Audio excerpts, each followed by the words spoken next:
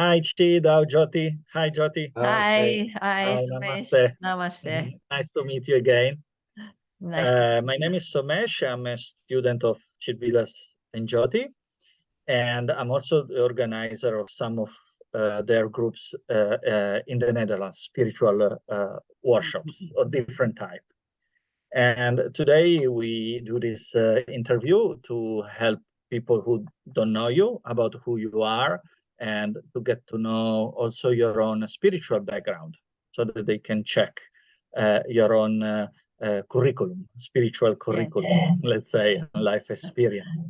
Yes. You're both Italians, Yes. and so we can start. When did you start your own spiritual journey? Let's say, when did this start for you two? Who wants to start? You started, you are first, no? You will give Chidvilas. before. Yeah. When I start maybe in the 74 or 73. I was in Goa with a hippie style life, and I hear somebody speaking about a master. He was called the Goenkaji. He was coming from Burma, and he was teaching Vipassana. Because I hear speaking a lot about meditation, but nobody, I didn't really know what was this meditation, what it means. So I say, well, if this guy is coming from Burma to teach Vipassana, that I knew it was the main teaching of Buddha. So I went to follow his teaching. It was a retreat, 10 days in Jodhpur, that it is a small town in the center of Rajasthan. And there I was the white man one side, the woman on the other side. Nobody could wear any religious sign on you, so you could not have a cross or anything. But there I saw somebody, young guy, all dressed in orange.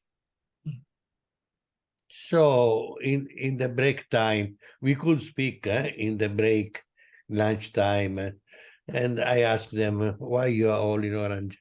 They said, oh, this is we follow a master that is now is in Bombay. His name is Osho Rajneesh. And that is the first time I hear speaking about Osho. Then a year later, I continue my kind of hip life in Goa, Kathmandu, Manali, Swayambhu, Rajasthan, etc. And then I meet again somebody in Goa that he say, oh, you know, there is Goenkaji giving another course in Benares, Varanasi. So I went there also this time. And I like him. I mean, we felt very good with him, and his teaching was very soothing for me. And then after the course, I went in Bombay, and there I didn't know what to do. If come back to Goa, but I already did this round, this trippy round of hippie round was Bombay, Allahabad, Benares, Kathmandu, Varanasi, Manali, and then back, maybe Puri sometime, and then following the good weather, I guess. Yeah, because when there was the monsoon time, we all left Goa and went up north. Who goes to Manali? Who goes to Himalaya? Who goes in north or Kathmandu? And there in Bombay, I didn't know what to do. And then I met a girl, and she said, "Why don't you come with me in Pune?" She said, "What I do in Pune? Oh, there is this master, Osho Rajneesh. Yeah, I hear speaking about him. Yes," she said, "Come. There is a free house. If you have money, you can pay a little rent. If you don't have money, you can help to cook, because we cook in this house. There is a oven, a big oven, we can make our own bread. I say, oh, okay, then I come. And then I went there. In the beginning, I fell in love with with the sannyasi, not with Osho. I didn't see Osho Followers, the for disciples. 1 week. For 1 week, I was with them, because this house was called the River House, was a little far from the ashram where he was. Maybe it was half an hour bicycling. At that time, there were a lot of bicycles and very few cars, very few motor. In You can India. see millions of bicycles going around. Pune was full of bicycles. And I felt very good with them. They were a very nice guy. We play music in the evening near the riverside, on the grass. There was a grass and the river goes by. And then there were these two big houses, and a house with a big living room. And it was very nice living with them. No law, just keep clean and don't disturb the other. It was very, very easy living, very nice. And then I met, I said, okay, I want to come to see Osho. No? At that time, his name was Bhagwan. Bhagwan. So I said, I want to meet Bhagwan. And I went to meet him. And I just went to the ashram, and there was Mukta coming out from Lao Tzu house where Osho was living. She was coming out in the afternoon and asked, who want to come to see Osho? So the guy was saying, me. And I said, okay, I also want to go. And she said, do you want to become sannyasi? I say, I don't know. I will see in the moment. She said, okay. So I went him, I sat in the front of him, and as soon he looked at me, he say, which meditation you were doing before to come here? And I was surprised, because I didn't say to anybody that I was following Goenkaji. I say, I follow Goenkaji. I did this Vipassana meditation. He say, oh, he's very good. It's a very good meditation. It will cool down your mind. And Goenkaji is a very good man. Say, but did you try my meditation? I say, yes, I did Vipassana. Now I did Kundalini meditation and dynamic and Nada Brahma. I did all of you. Say, which one you like better? You say, say, I'm not sure. He say, okay, he say, do you want to stay here for try? There was starting a few days after a meditation camp. Every month there was 10 days of meditation camp in the Pune ashram at that time, where for 10 days you do all the meditation from 6 o'clock in the morning until the last after dinner. There was every hour another meditation, Osho meditation, Osho technique. So you do all my meditation camp, and then when you finish, come back and tell me which one you like better. You say, okay, I will do this. And I did all the meditation camp. And then before to come, I say to Mukta, I want to come to see Osho because he told me to come and see him after, but I want also to take sannyas. I say, okay. Then I went to him. I say, here you are, Chidi. Here you are. He say, which meditation you like better? So I say, so he remember. No, he remember. Yeah, the talk we had. Because there are many people coming to him. And he could remember all, no? I say, he say, Kundalini, yes, Kundalini. Say, keep on doing, but keep on doing also Vipassana from Goenkaji, because this it will help you. I say, you want to become sannyasi? You want to become my disciple? He say, yes, of course. Say, okay. Then say, cross your eyes. He put the mala, and then he told me, your name will be Chidvilas, Chid means consciousness, and Vilas means the play of consciousness. And so one day you will remember, you will realize that life is just a play of consciousness, a movement of consciousness. It's very Thank you. beautiful. Maybe we can, Jyoti, if you like to say also how you arrived to Osho until to take the sannyas as well, and then from there maybe you can both of you tell how it went from there on. Yeah. So that we do step by step the Mhm. pre-Osho Yeah. until the sannyas. Okay. So for me, of course, it was different because I was in Italy. And when I was like 16 years old, before I was doing already some martial art, because I don't know why I felt that I need some discipline.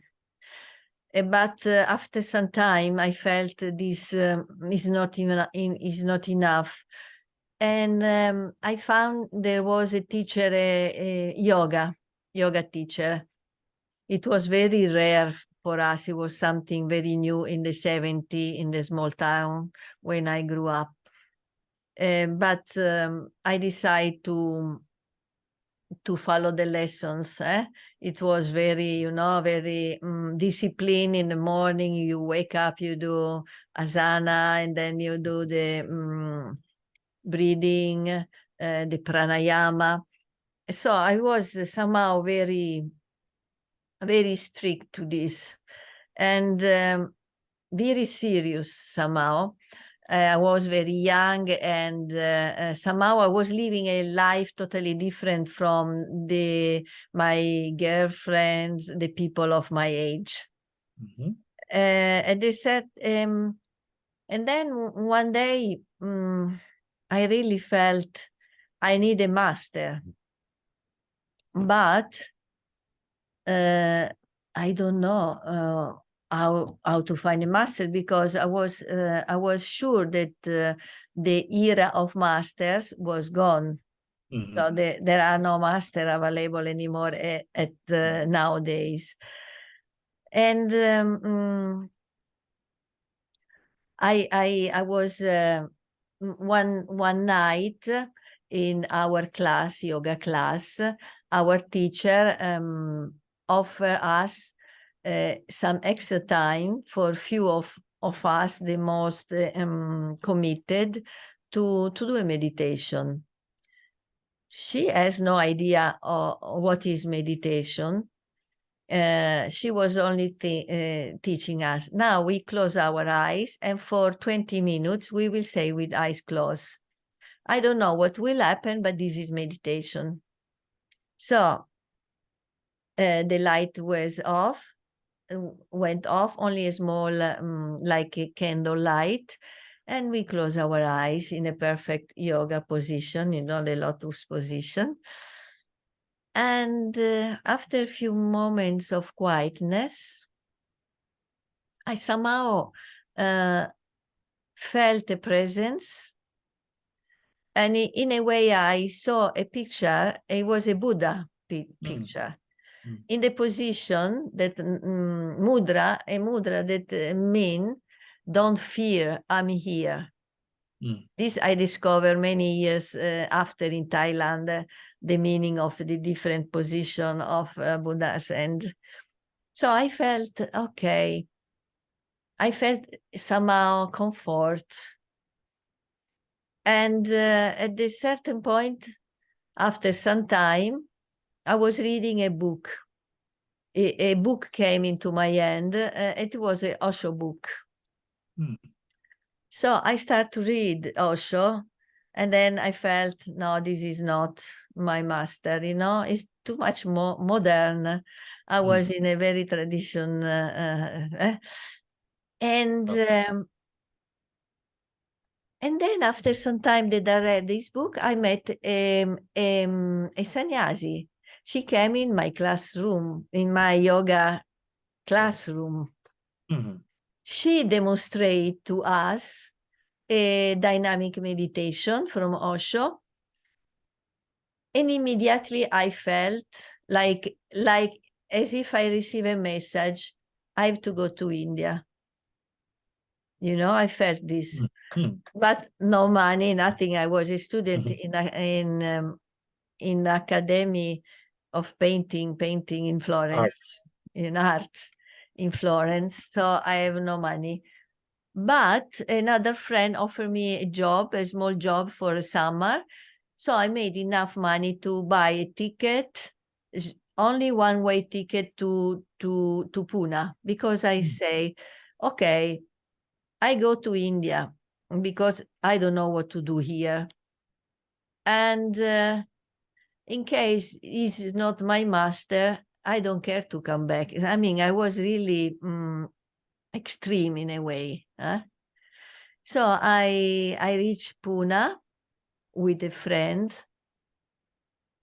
And then I also, like Chidvilas, I asked for a meeting with Osho, but without having any intention to take a sannyas, because somehow I was still more for the yoga traditional path. But as soon as I sit in front of Osho, I felt really, really strong. I have to take sannyas. This is my master. And I cannot wait, because if you don't ask for a sannyas, normally they don't give sannyas, because you need a letter, you need a mala, and so they don't have anything. But I ask also, I want to become a sannyas. And they look around, they find a mala, and so I became sannyasi like this. And the name they gave you?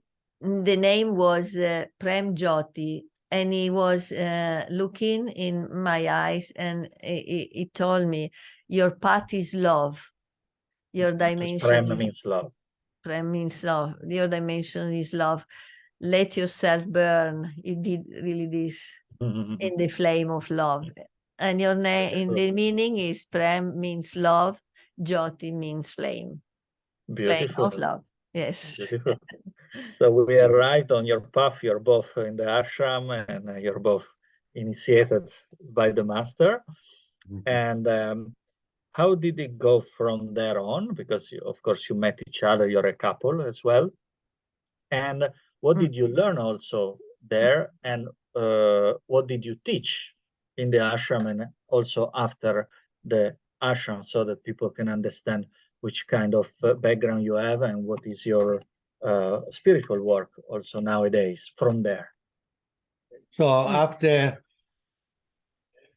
some time, like a couple of years that I was there in the ashram and doing meditation and everything, helping also, or sometime in the ashram, in the garden or small work like this, I find out that when somebody have a pain in there at that time, it was not much cleanness. Many people get sick, European, by the food. There was not really. Also, the water was not all the time good to drink. So, and I felt a spontaneous feeling to impose my hand on the pain of the friend he had. Maybe headache. I was putting the hand, and I started automatically to have it happened a very strange breathing while I was doing this. So after some time, I went to Osho, and I tell him, "Oh, this is happening, no? What should I do when the people feel sick? I feel to go and do this." And he say, "Continues to do." And he say, before to start, he give me a small box with some finger and beer. Fingernails. Not real fingers. No, fingernails. Fingernail. And he tell you, puts it in your hand like this, one left hand below and the right hand above, and call me. and when you feel me arriving, start spontaneous your healing. And then he said, then do this for a couple of months, then come back and tell me how it's going. So when the Osho was saying something, many people came because Osho, all the other people who were in Darshan, they hear what he was saying. So the voice spread the voice very fast, no? If you seek, you can go to Chid, and then I begin to do a lot of these things. And then Prana healing, right? yeah. Prana healing. And then in the ashram they told me, why don't you give session in the ashram? Later on, Later on. After 1 year I was doing this. They tell me, why don't you do a session in the ashram? I say, okay, I can do the session in the ashram. People who feel sick or who feel unwell, or emotionally. It was an emotional release in doing this. So, okay, and then I did there also for a year or more session. And then I was overbooking. There was too much booking. I could not manage because you cannot do more than 3 or 4 sessions a day. You cannot do it. And then they tell me, you are overbooked. Why don't you teach? So other people can give, and we resolve this overbooking problem. And now the problem was, what do I teach? Because I did all spontaneously. So I don't have something to teach really a technique. I didn't know what. So I say, okay, look, only thing I can do, when I start a session, I take a block note next to me and I write what I do. So, okay, what I do? Okay, I call Osh, specific approach. Then what's happened? And then slowly Became a method from your own experience. I write down what's coming. And then from there, I have a scheme. No, I have an idea. Oh, then this happened, this happened. Oh, I do this, and then I start to give this course, and I called it this system. I called it prana. Prana is the essence of life, the essence of the energy, as the Indians say. Oh, the energy, what really is in the energy is in the breath also. Prana means also breathing, but the sense of the breath, it is prana. The essence. Essence of life, prana energy. And that's how I call it Osho prana healing. So you became a teacher of that in the ashram, and that has been your main activity for many years in the ashram. Yeah, for many years.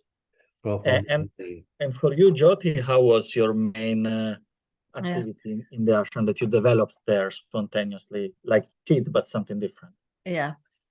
For me, the first part of the period that we call Punawan, I was working in the kitchen because as Italian, they put you in the kitchen.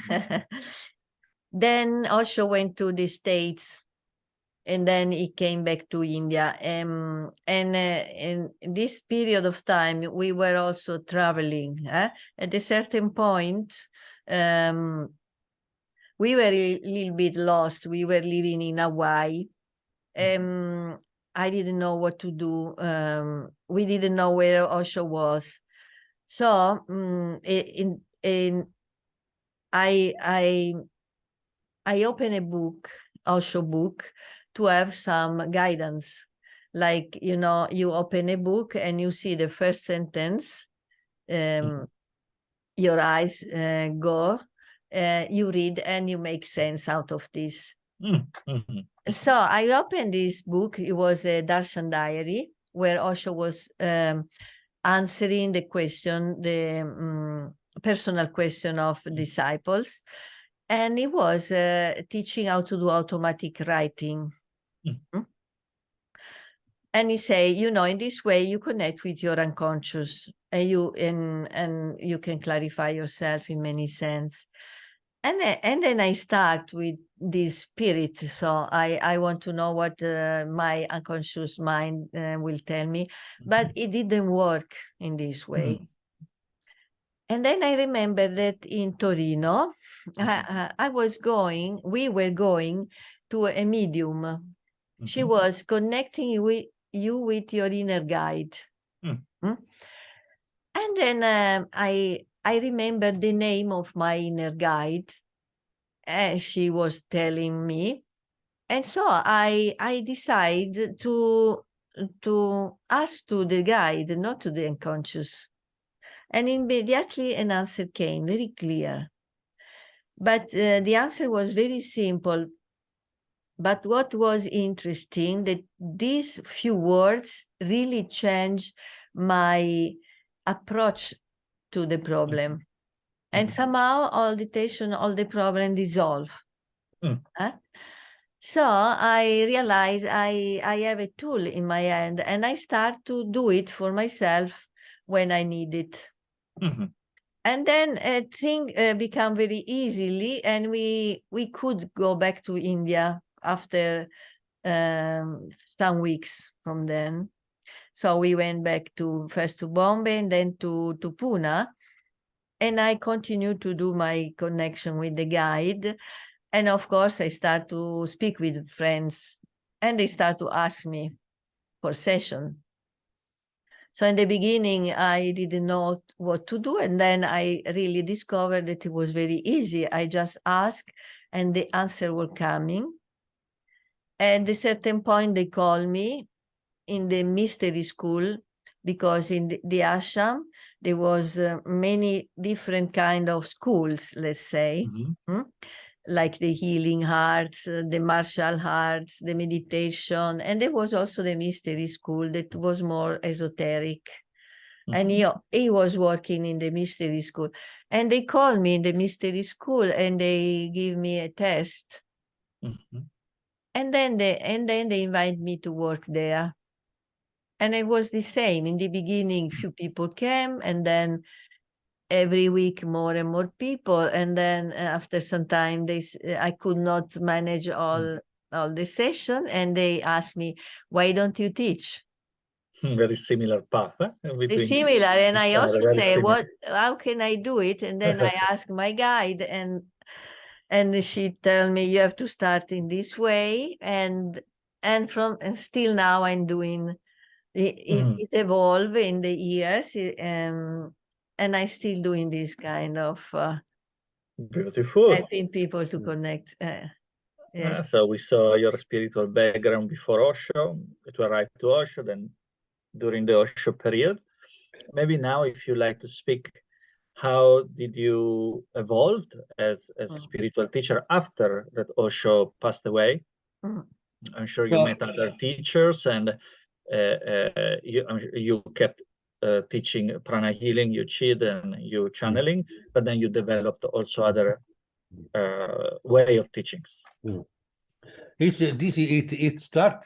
I mean, I even when I was with Osho, I was reading books about Yogananda, about Ramana Maharshi, Ramesh Bhaskar, and Krishnamurti, Nisargadatta, and Krishnamurti. But Krishnamurti, I have the chance to see him because he came in Pune, he came in Bombay to have, I think it was his last coming in India to give his speech in Bombay. He also told us, go and sit in the front row. Because he was against the master. He said, no master, no guru. And he said, go and provoke him and sit in the front row. So we went there, and we sit in the front row. And in the beginning, he was saying, oh, why you orange people coming here? You have your guru. Go back to your guru. But then we stay there. And then I have a beautiful experience with him. because experience, as I understand, post signal. Like in the traffic, they say one-way traffic means you there are signal, and the good experience means you're going in the right way. Bad experience means something is wrong. There are signal, post signal. And while he was speaking, suddenly I saw him in the ball of golden light, enormous golden light all around him. And the tears start from my eyes, like I open a water tap, like I could not stop. But I was not crying, just tears. And suddenly me something say, but you are God, you are God, you are God. No? And then he was almost finished. And they say to finish, now you to the people, you hear me and you knock with your head. No, but I'm sure when you go back to your house, you still go back and do your stupid puja to your stupid gods. And they say, at least they say, learn from these people in Orange. They know how to live this life. And this is the only thing you come here to learn. You have to learn how to live fully. And then he said goodbye to everybody.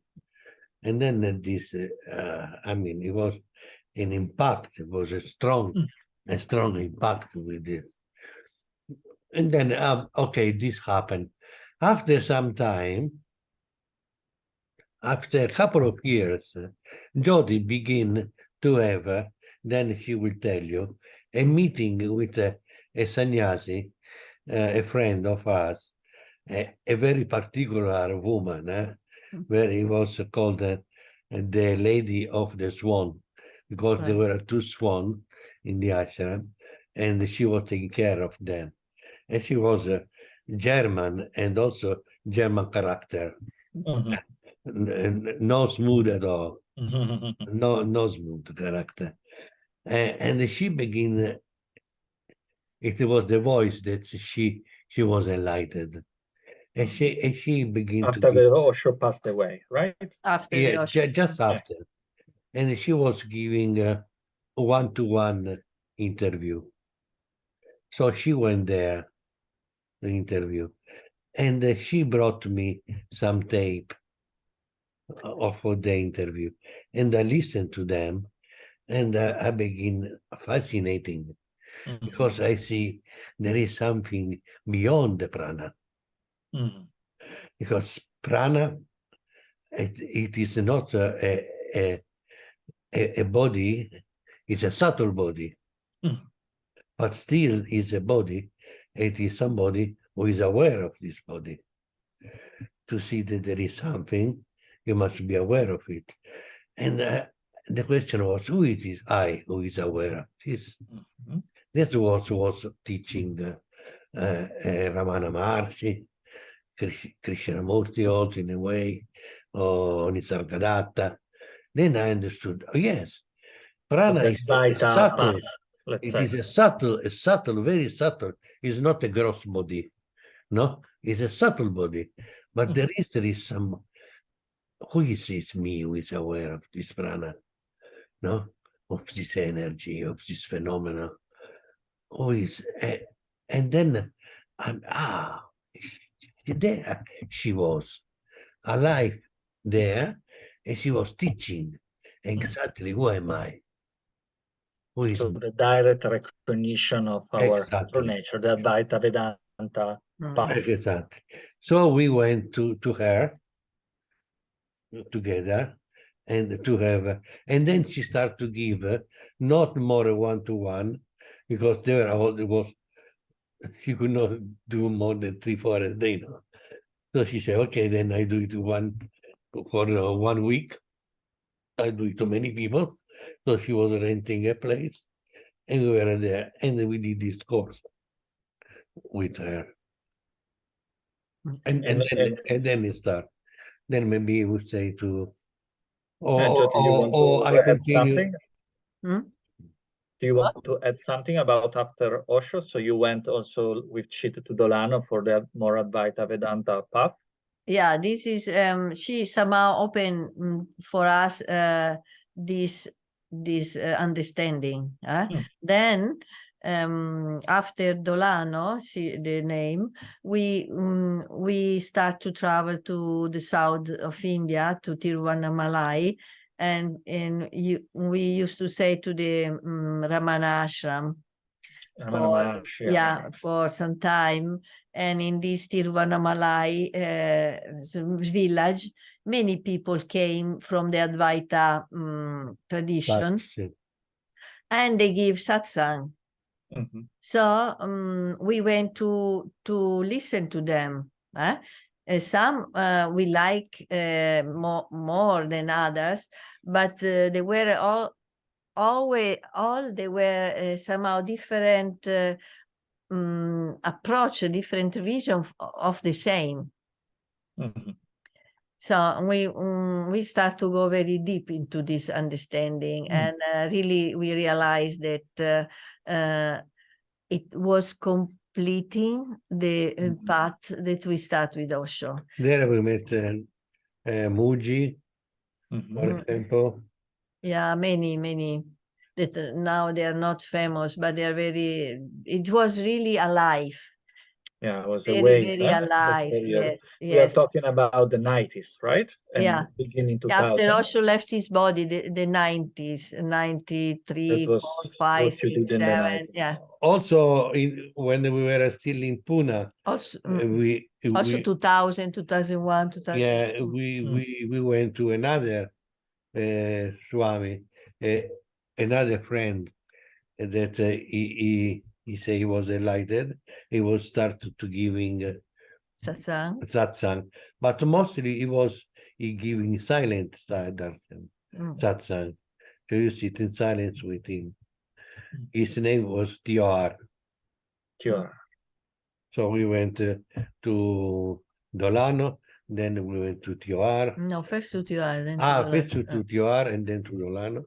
And then and then maybe Muji and some other that they were teacher of that type of approach. And how once you were integrating, and let's say after the Osho experience, you were integrating with these other teachers, you kept teaching prana healing and channeling.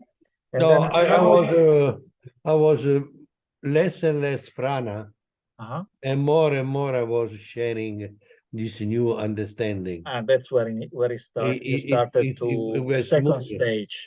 It went smooth from one, because during prana, I was putting a lot.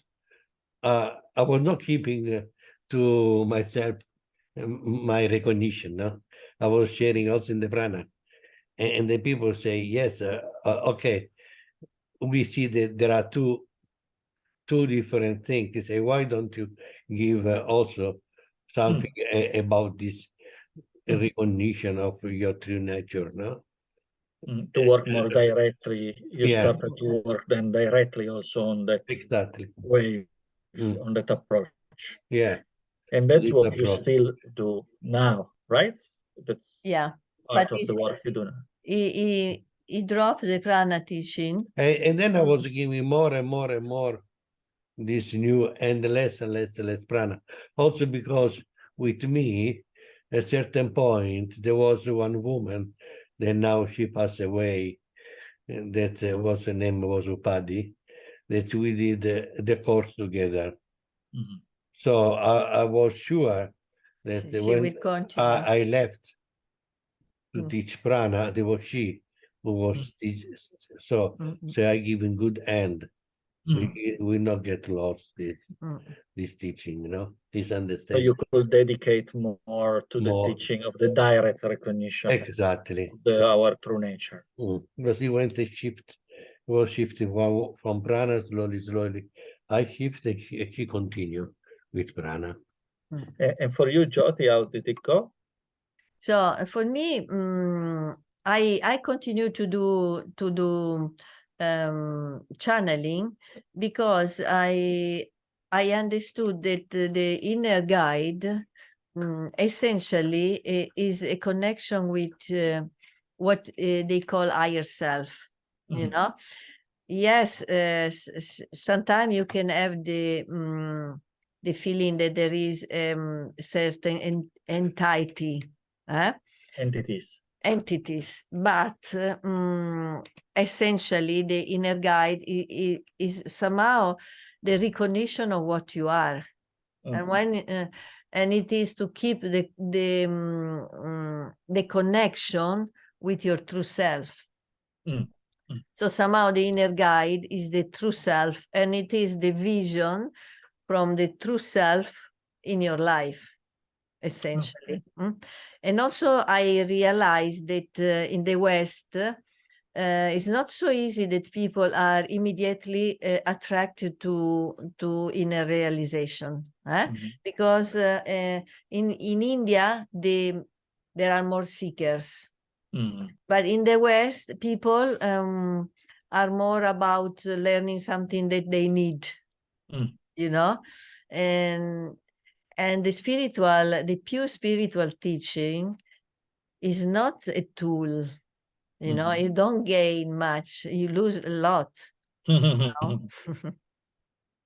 So I keep the teaching of channeling and giving sessions, because I really see that is a great help for people, especially when it's a difficult moment in their life. So I enjoy to do it and to feel this help, because I really feel there is something coming that is beyond me, no? And this is very beautiful. And it is also very beautiful to teach this new approach, because it makes people more independent, you know, more free, because they start really to have the direct connection with light, you know, and this. So I think it's beautiful to do both of them. Still, I love to do both of them. Yes. Yeah. So there is the part of the direct recognition of our true nature in your own work that you present still nowadays, the channeling. And also you do other type of works that they help also the direct recognition, like the Bardo. Yeah, Bardo came into our life when we were already recognizing our true self. It was as also asked us to do it. So we start to really study the Book of Death. Maybe if you can just say briefly about these and the Dharma doors to conclude the chapter about your spiritual background, and then we will make for the people that want to listen a complete video only about the Bardo. Yeah. So we start to study the Bardo, and then with the understanding for me of channeling. So the channeling is also esoteric like prana, because it's looking in the subtle bodies. And Bardo is very much esoteric. No, it really speak about subtle bodies. We realize that there are some scripture, some books that there are something that belong to all humanity, but they are put in the way that is very difficult for the humanity to understand, because they are written in the language and using metaphors that they mean nothing to the new generation. Some metaphor, they mean something at that time. When they was written to that a certain specific people culture. The same book, it is really a patrimony of humanity.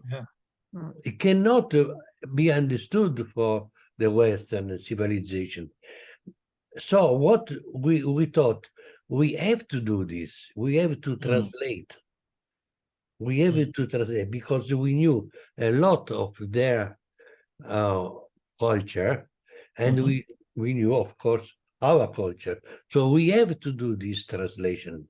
Mm. We have to put in the way that is understandable for the Western people. Otherwise, you will get lost this. Mm. Mm. So we did, okay, it's a big work to do. It's not a small work. It took us year because Yeah, it's a imagine. big work. So we say, okay, if we don't start, we never finish. So let's start. Yeah, but now, you know, when the understanding grows, everything become also more simple and more direct. And then from the Bardo came also this other work about Dharma doors.